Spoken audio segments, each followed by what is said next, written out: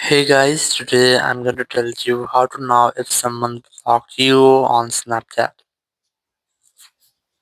If you're using Snapchat and you're facing the issue that you think that the person hasn't blocked you, so let's see how can you know about that. So the very first thing you just have to open your Snapchat, tap on this friends option here. We can also tap on chats, and here you have to try to search with that username.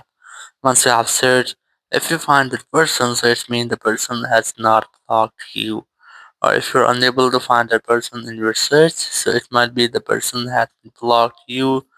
Or if you are in any group or in any common group, so you have to open your group, and here you have to go to members and you have to look for the person. And here, if you are unable to add them as your own friend, so it means that the person has been blocked you. So this is the only way to check that. You have to search for that, or if if the person has been blocked you, so you are unable to search them and you are also unable to add them as your own friend.